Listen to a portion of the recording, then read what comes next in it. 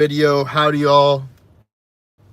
I am a content monetization consultant and I help creators, entrepreneurs, and brands monetize the content that they put online, whether it be through social media, funnels, webinars, live streams, etc. And I was just on a podcast yesterday and we started talking about these categories, and it came into another perspective on the different archetypes that get people into this business. I can tell I'm a little bit. I need to get shaped up. That's for sure. I need to get shaped up.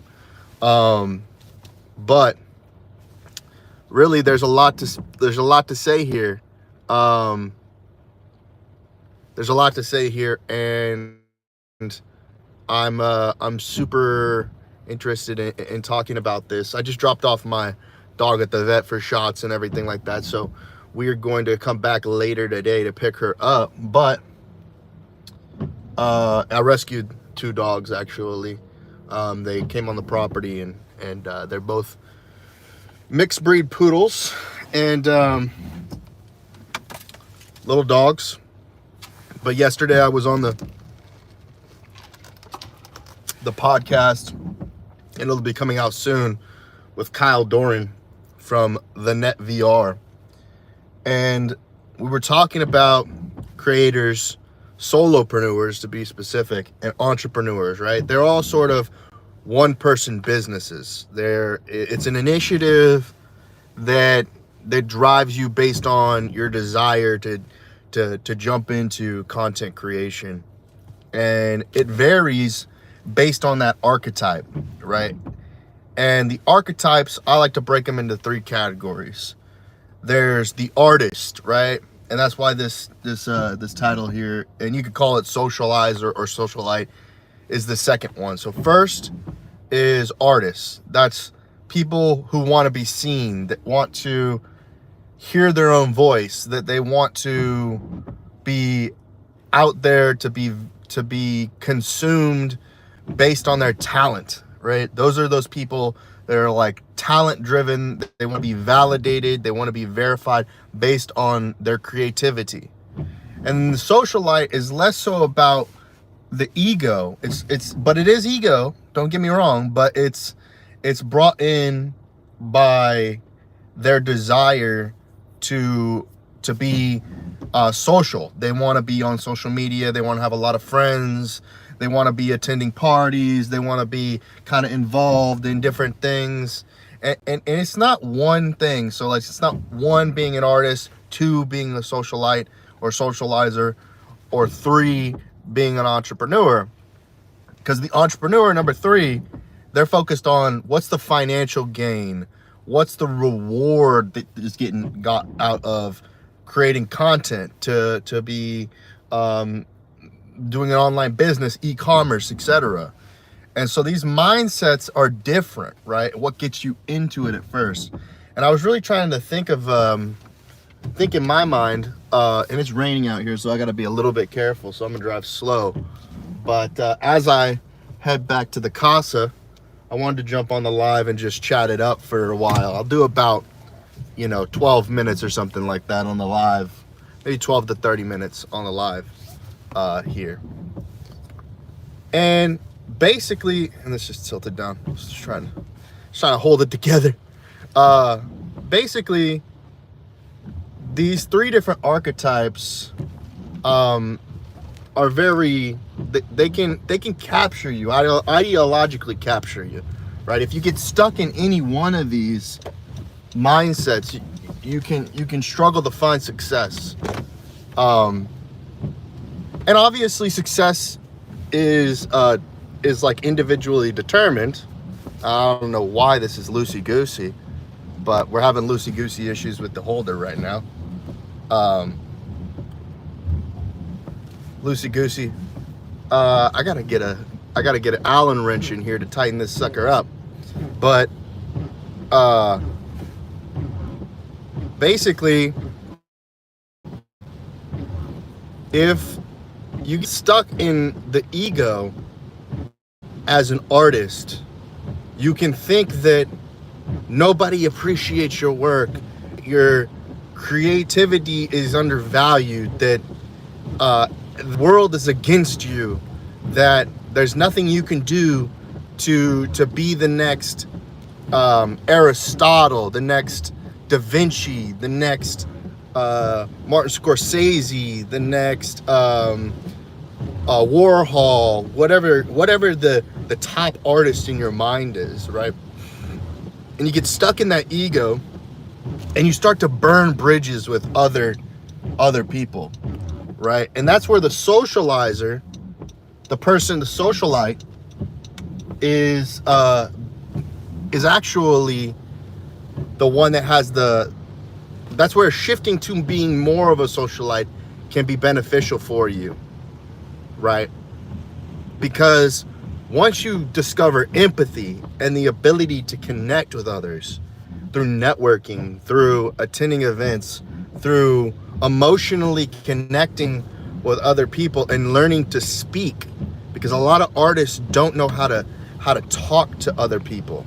They only know how to speak in the language that they want to speak in, right? And so what's challenging is a lot of the formats and mediums and modalities of content creation, and that whether it be online or offline, are very one person driven, right? It's one person on the camera. You know, if you want to get your own face out there, like this is very what's the word that I'm looking for? Narcissistic in a way. Golly, I hate this right now, man. I'm sorry for the video watchers, man. The phone holder is just not holding up right now. It just wants to let the phone drop down for no apparent reason. And I can't like tighten it up. The thing I gotta figure out. I gotta sort that out in the not so distant future if I'm gonna attempt to use this this phone holder again. Or you know, I can get angry at the phone holder and throw it in the trash and then go buy a new one. But anyway, so that narcissistic attitude when you are that type of artist, a pretentious artist, that you think that you end up like there are certain personalities that can get toxic when it comes to the ego enwrapped in how perfect they think they are, in absolutism that they are the number one, the best at what they do, in opposition to other artists. Whereas the socialite really doesn't really struggle with that, because their intent is to get people to like them, right? They want people to be on their side and in their corner. Entrepreneurs, in a sense, have this same thing, but what they end up kind of doing from time to time is becoming sociopaths. They want a dominance hierarchy in a different way than the artist. The dominance hierarchy of the artist is almost it's a lot of the times they do become insidious and vicious, but not to the same tune as entrepreneurs. And socialites do this as well, right? But socialites are very much more their way of rubbing elbows. It's a little bit more. There's a ladder to climb when you're a socialite, but it's not as clearly defined because it's not attached to a monetary value or or like distribution in the same way that that your entrepreneurs and your artists are defined, right? The way that the entrepreneur works is that they need people to be subservient a lot of the times, and these are some of the negative things that infect the way that we as creators end up being. Now, there are positive sides to all of this, right? You do want to appreciate and see your value for what it's worth as an artist. You do want to hold your creativity on a pedestal. You want to be seen and appreciated for the creativity that you do, right?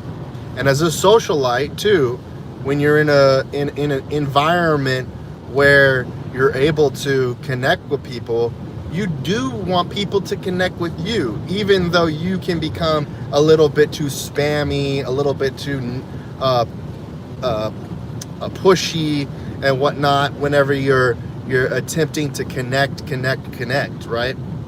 But in the name of the game now, these negatives, you just have to, it's interesting terminology I'm about to use, but code switch from feeling a negative mindset about it to feeling a positive mindset about it, and then appreciate even the opportunity to attempt to try, right?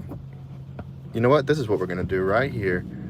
I think this will work because it just wants to sling down. We're just gonna bring it on up, just like that. There we go. Hopefully that'll work a little bit better. So we attempt and we try to do different things. We move through these different archetypes to try to discover what the perfect balance is for our personality and who we are as creators, solopreneurs, and entrepreneurs, and maybe brands. Forgive me, because at the end of the day, and this is something that I've come to accept, is that anything that you create is a artifact of you. It is, even if you're in venture capital, even if you're in the business of creating brands and selling them, people end up becoming aware of you because of people end up attributing the thing that you create to you. They don't attribute it to itself. You know, Mark Zuckerberg is Meta, Facebook. The Elon Musk, you know, even through acquisition of Tesla, is Tesla. Jeff Bezos is the Amazon. That is what that person is identified by, is by what they have done. You know, actions speak louder than words, so they could be talking about something that they do. You know, it's almost like a good comparison is Elon and Jeff Bezos with Origin and SpaceX, right? They both do space travel. They both do rocketry. But Jeff Bezos isn't he's not doing the level of success with that business as Elon is in that business. So we attribute more of SpaceX to Elon than we attribute Origin to Jeff Bezos, because Jeff Bezos is a bit eclipsed by the fact of how successful Amazon has been.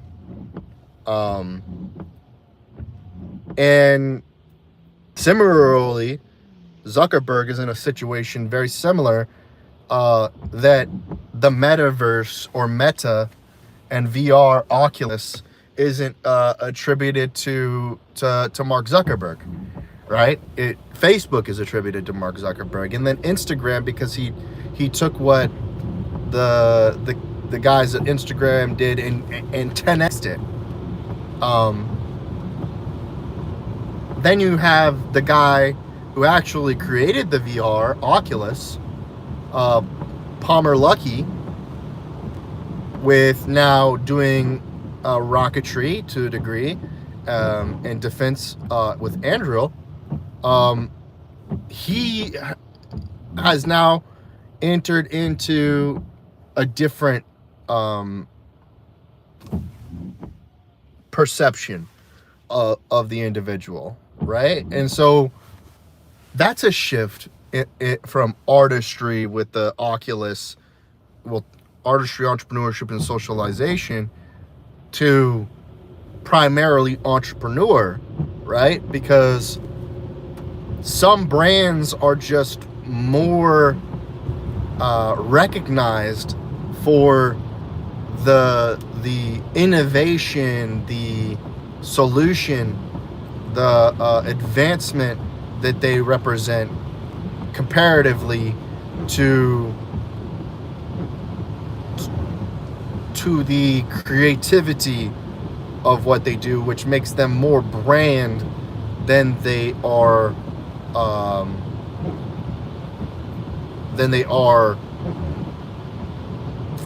business only, right? Business is an interesting term as well. It's one that gets me in a lot of trouble, the word business, because the act of doing business is the exchange of goods or services for a reward. That's the way that I look at it. But other people discount the reward, which is, I think, detrimental to the term, right? Because it isn't defined by the transaction, because a business isn't successful without being financially stable, right? It is unsuccessful without being financially stable. So even though you are in business, the exchange of a service for someone is true to business. The reward is quintessential, right? And the service that you provide, the service that you provide as a contractor, a store,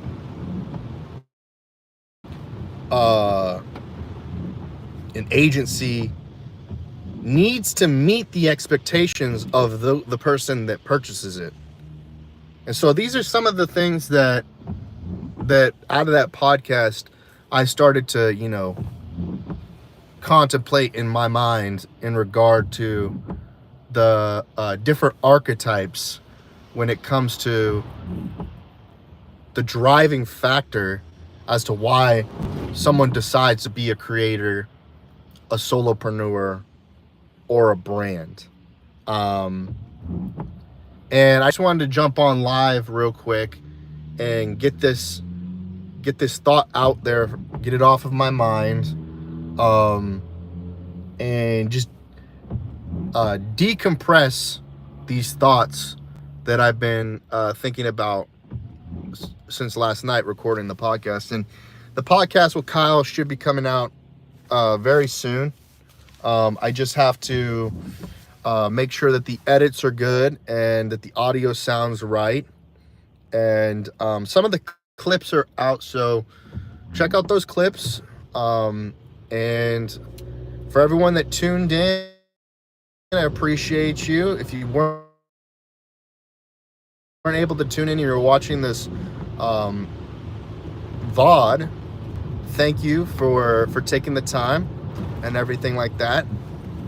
If you have any comments, leave them in the comments below.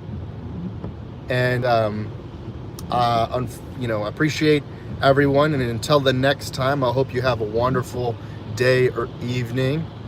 And in those comments and those questions and everything, I'll get back to you as soon as possible.